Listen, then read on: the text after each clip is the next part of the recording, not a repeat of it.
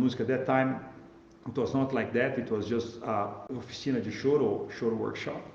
Was very much trained at. So we had these classes where we are playing and studying and learning that. Afterwards, there was a bar, and that was in Lapa. So that was the first one was in Lapa. And then in Lapa, what happened there was that we had a bar, and we started to play in the bar maybe around 12, 1 o'clock in the afternoon, and the roda never stopped. Because you're drinking and drinking and drinking and drinking, and there's more musicians coming, people go and people come and people go, and suddenly it's like midnight and you never know, and the hot is always hot, and people not stopping like, I want to play, I want to play, I want to play. It was like intensive 4 years of choro, so you can imagine my life there, working and playing like crazy, right? So lots of beer, exactly. Yeah. That's why we did our own beer. Yeah, exactly. That, by the way, fantastic beer. So everybody should really taste that. So one more important thing that was so Mauricio Carrilho is well, he's not only a fantastic musician, but one of the best arrangers, in my opinion, of the Brazilian music. Like his taste and the way that he arranged things. So his ensemble, the sexteto, Mauricio Carrilho sexteto, is something that is beautiful, right? It's like, I mean, it's really something amazing for you to listen and get to know, because there's lots of things there and lots of new movements of choro and everything that people can learn.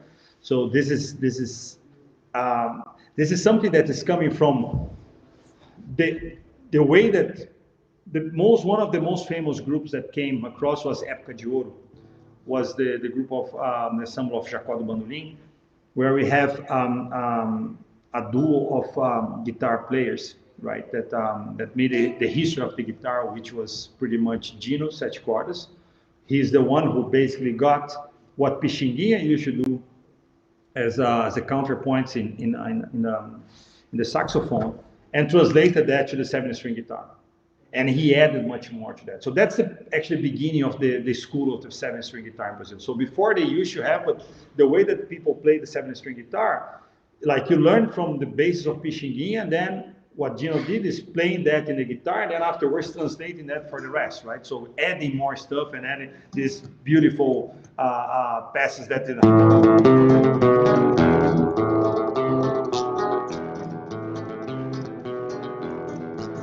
All the school like that, where you get the bass line, what we call in Portuguese baixaria, but also very important, and what people sometimes forget, and I think that was one of the important lessons that I got there from Rio, is the bass of the song, is the comping of the song, which is actually the six strings guitar, which the school that I came from in the line is from Meira, who was Jaime Florenzi, who is a fantastic musician, not so popular for everyone, but Jaime Florenzi. It was very funny because I saw his guitar, Mauricio had his guitar, so he was a teacher of Mauricio. And his guitar, so he used to smoke cigarette, and so he was smoking and playing. So the ash of the cigarette you should drop here, right? So it was like it became a pile here. So the guitar of Meira became a pile here. So it was like this pile. And then I remember that Mauricio said that when he took the guitar, he took it like that, and the guitar was like ashes and paper. So it was like a bit of a trash can inside the guitar. But what I mean about comping choro, it's like, I mean, if you play like today, actually there's a few interesting names that we use in a different way. Today we had a workshop from João on pandeiro, and he was showing samba. So the samba that actually he showed, for me, I see it as what we call choro varandão, which is vibrações, a typical one. So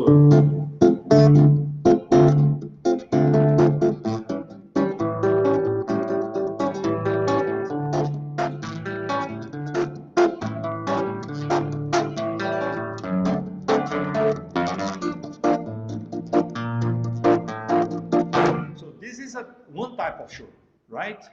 There's machixe, right? What I played before.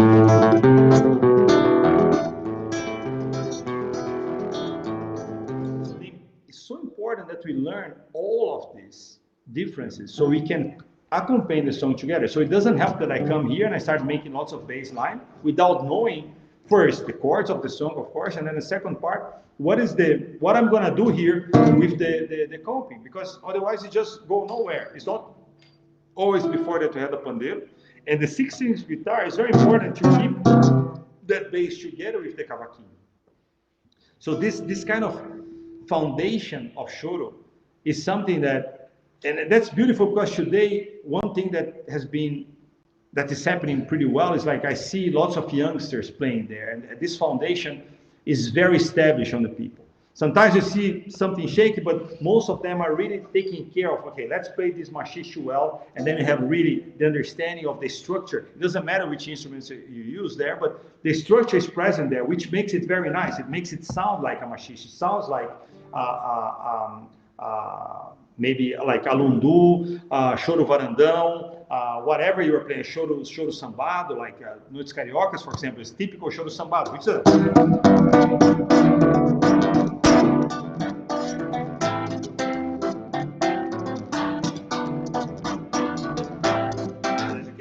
I need to put something advanced. This, I'm anticipating something here, which gives the characteristics of the choro sambado.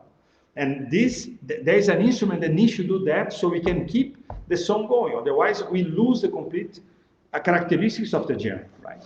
So this is something that was very well established there. And the beautiful thing of these choro workshops in Rio is that suddenly we had a class of guitar happening here, a class of flute happening there, a class of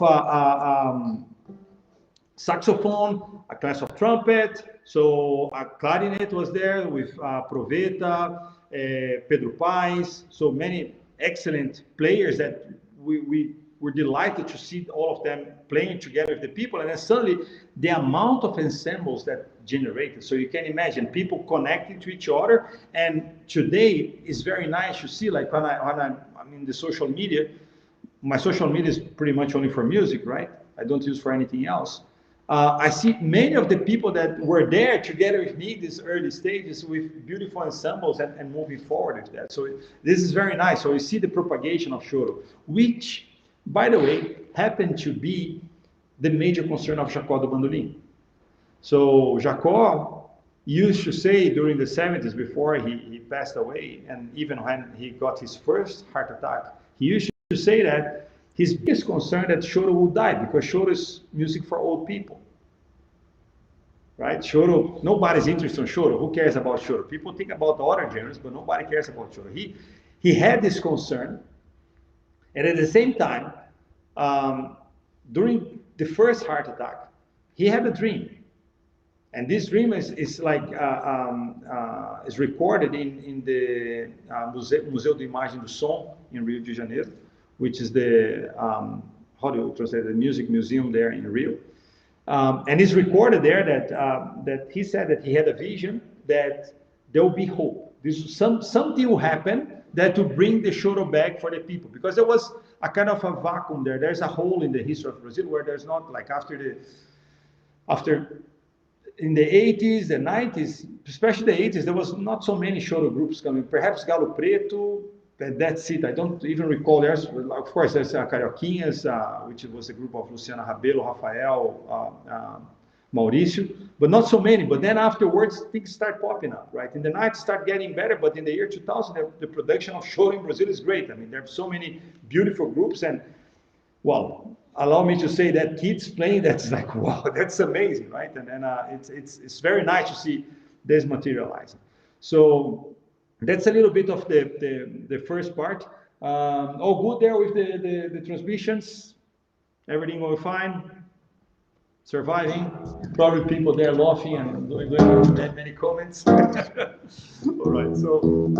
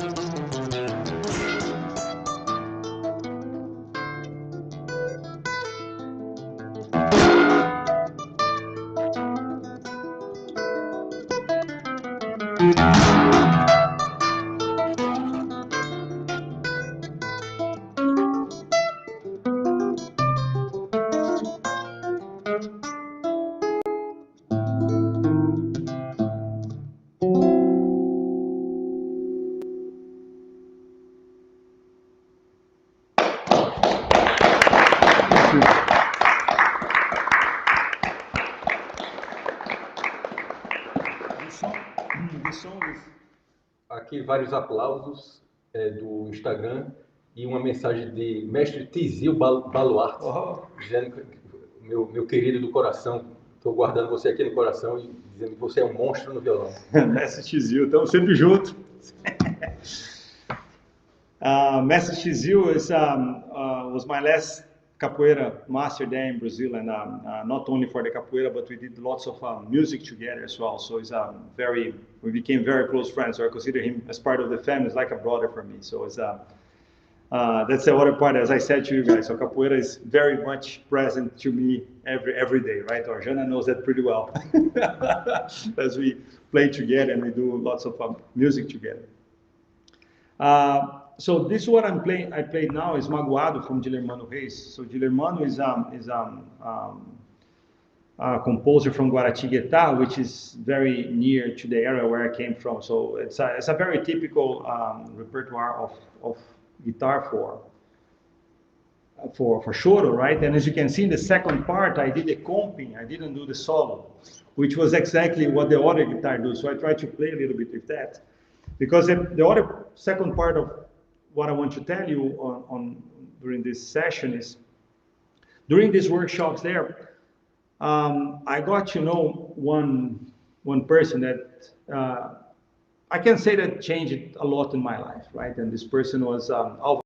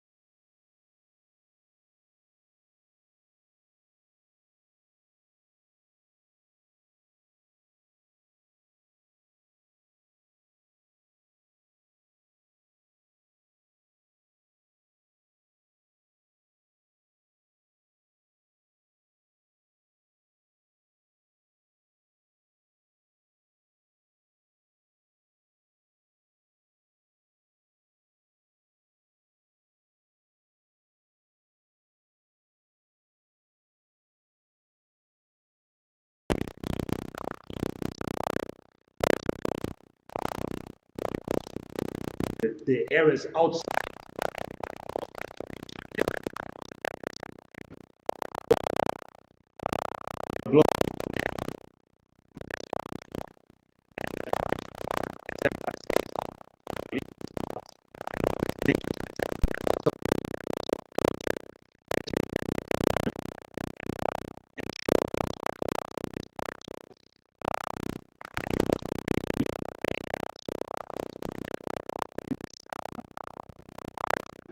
to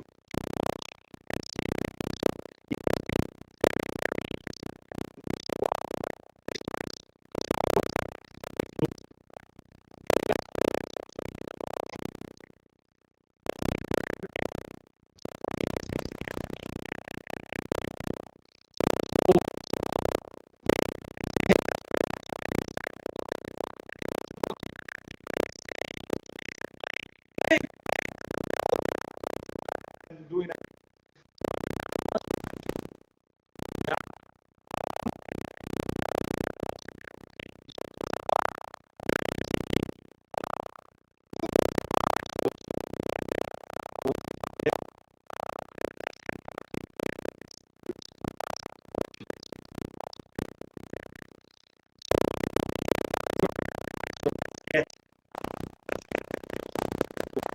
so he told me all the names.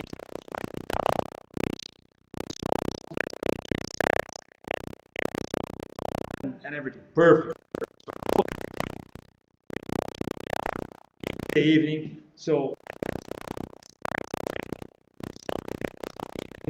why not? And then he played, and we are like running and see what's happening there. Then the second one. So the first set that I played, that it was supposed to be 20 songs, I think it was 2 hours. Because he plays and he tells a story, and then he starts joking, hey Abdallah, you see?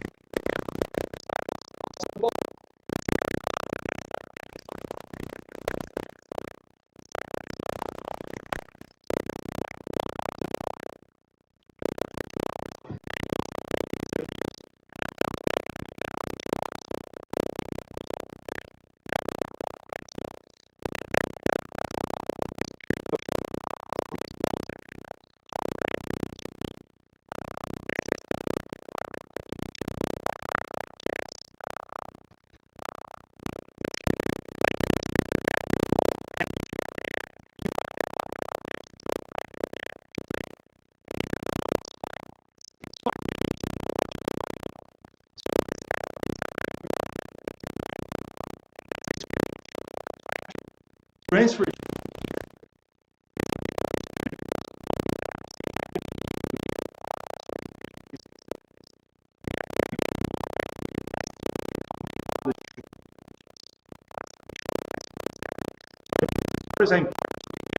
This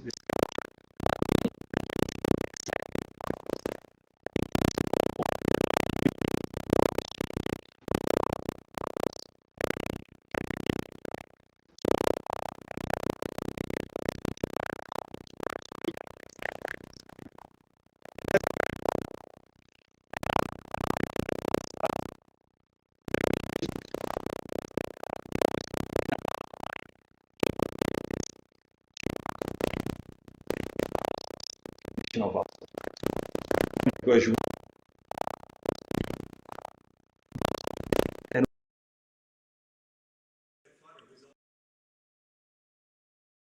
my family is all musicians there. He hates when pandeiro plays in valsa. For him, that is cannot imagine a valsa. There's no pandeiro. I cannot play valsa with a pandeiro here next to me. It's not right. Yeah.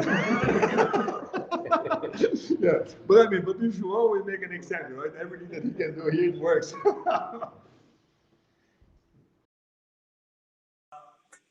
That's what was always compared, because the way that he plays all the valses, the third tempo was always like never. So we need to be really connected to understand what's going on there. And it's a very different animal. And for me, it was very difficult to understand that concept. So I tried to put some effort. And recently, for me, it was very important because it was one of the songs that my grandmother liked a lot. It's the valsa called Se Ela Perguntar, from Dilemano Reis as well. And I had a chance to record it, and I want to play that for you. But I want to tell that story, the importance of this particular genre inside Choro. And every genre is like that. Every genre has the characteristics and how you should do it, and how you do the tradition of machixe, how you do the tradition of choro varandão, the comping, the chords. Sometimes you need to sacrifice chords that are actually correct because of the rhythm. In the Brazilian music, especially in Choro, we prioritize the rhythm, the beat there, instead of the right chord. So sometimes people say, but I hear Gino playing or Época de Ouro playing and all these kind of things, and you know what? There are wrong things there. Yes, I know that there are wrong things, but they are sacrificing something for the rhythm. So there is a reason behind that. Of course, like, things can be always better, but I mean, the genre tells us like that. Today, of course, things are evolving and we can do things different, but that's something interesting to know. Let me play that for you because that's a beautiful. How I am with time here? So because I can talk quite a lot, so if you want me to shut up, I can shut up quick. When you want. Good, it's going fine. Yeah. Quarter to 6. Okay, good. Thanks.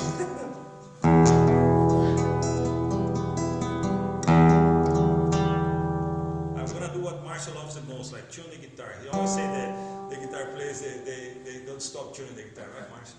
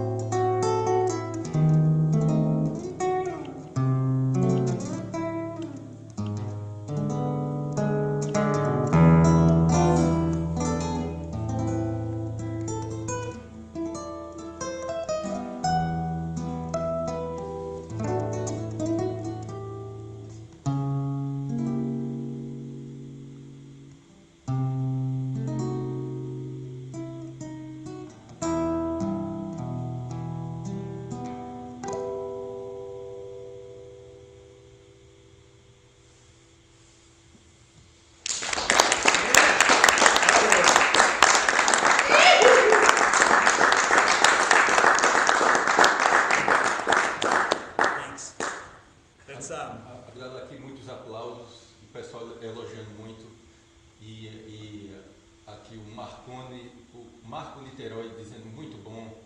Francisco Seven Strings, grande mestre, dizendo para você. E vários comentários aqui. Valeu, obrigado, gente. Grande Marco, grande amigo aí. Francesco eu não conheci, mas a gente vai conhecer em breve, né, Francesco? Daqui a pouco a gente vai invadir a Itália aí. Obrigado, gente. Essa valsa é uma valsa muito bonita para mim e ela tem além dela ser uma valsa muito bonita, ela tem essa importância. Sorry, I changed language. Thanks.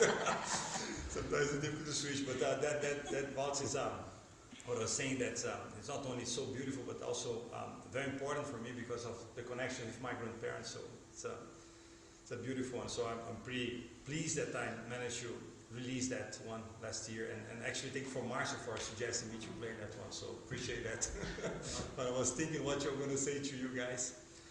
All right, and then the last part that I want to tell you about my experience there in Rio, that as I said to you before, I had this tendency with technology and working with technology,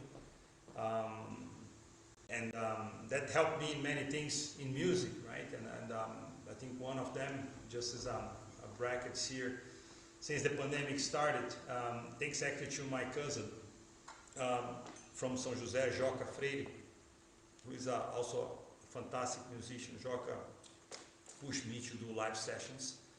So I started doing some concerts live at home. I must say that it was not really my thing because I prefer to play to people. I prefer to play together with people. So this thing of playing in my bedroom with a camera, I know that lots of people there, I mean, maybe I'm getting too old, but that also triggered me to start learning how to do these collaboration videos. Actually Jana was my guinea pig on that because I said let's do with capoeira, so then we started doing many capoeira videos around. So if people sitting in their rooms or their bedrooms because we are all in lockdown, so I started putting them together and I was learning by doing. Also with people from Spain, like our great friends from Spain, from Samba, Zé Luis, that plays pandeiro. Actually, I'm going to tell a little bit about Zé. He's a great friend. He's now in Brazil, but he's a fantastic pandeiro player, but also another capoeira master from there, Boca, that's a great friend, so we managed to make some collaborations together. Thanks, Jana, for putting us together as well. But the interesting thing is like that, to start learning, and then I decided to learn myself how to release songs in Spotify, Apple Music, and all these kind of things, and then, all in all, to make this story short, we built basically directly from my room there, full production, right? So today, this pandemic has helped a lot, and thanks also for the experience in technology, how to get a song and how to produce a song and release it. So I get it going through, and I think here in Munich, I was just talking to you today, Herman, about, if you think about what we have, like Baba Choro doing fantastic productions, like, I mean, we all heard the concert yesterday, and it's beautiful to all of us, and I think that Sir João also here with fantastic music coming out. I'm trying to produce lots of Choro, so things are coming from Munich now to the world, representing Choro and all self-independent production, right? We don't depend on anyone. We are doing, it's either one of us that is taking care of the whole production, which is great, right? So directly from the bedroom, I know that my family gets a little bit crazy when I'm listening to the song maybe 200 times, so they want to kill me. But it's part of the game, right? But sometimes they know much better the song than me. But it goes, right? So it's an interesting thing. But all this technology learning led me to one very interesting experience. So that I'm pretty honored about it. That Luciana Rabelo came to me one day and she said, "Hey Abdallah, you know, I have here around 20-25 tapes of Rafael Rabelo. These tapes were a recording of Rafael Rabelo rehearsing or playing with Gino, or the rehearsal of Época de Ouro, or even our own rehearsals at home, things that you cannot even believe what I heard there. So all these tapes," and she said, "But I'm very afraid," because that time was what, 2003, 2004. And then she told me, "Hey, can't you do something with these tapes? We need maybe to digitalize these tapes. Cannot just stay as tapes, right? And I said, I can do it. Come on, I have everything at home to do it. At that time it was much easier with different equipment. Today I don't think we can find a tape recorder anymore, right? But for the ones who are perhaps a little bit older, they know tape record. You know what's tape record? Maybe we should bring a tape here for people to. Hey, welcome. That's a tape recorder. Introduce yourself. I'm a tape recorder.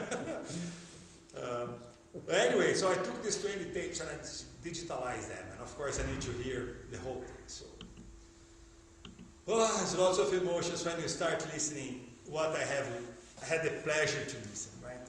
When you hear even funny conversations of Rafael Rabelo going to Gino's home to practice guitar, and the wife of Gino is talking about diarrhea. So the conversation, instead of them playing guitar, is talking about diarrhea. So I have diarrhea, so the best medicine for diarrhea is that. So you learn even about diarrhea when you want to play Choro, right? I don't think there's a relation between Choro and diarrhea, but just to make it clear to all of you. But this, when you read about that, it's like during the whole course of all this tape, so there's an interview of Rafael Rabelo talking about his view about the 7-string guitar and how he played that and how he see that, and I think that was really fantastic. It was really a beautiful experience for me to I think I consider myself a very lucky guy that I got involved into that and I heard all of that. And recently, just before I start moving to the end of this talk, recently the connection of all these tapes and all the stories that I said about Álvaro and my presence in Escola de Choro, I got contacted by Julia. I don't know if she's there live listening that, and Julia that I never met from Rio, and she called me one day, she reached me somehow, and say, hey Abdallah, we are doing a documentary for the Choro, the Escola de Choro in Brazil. And I'd like to get your interview into that, but you were recommended to me to do the sound track of that.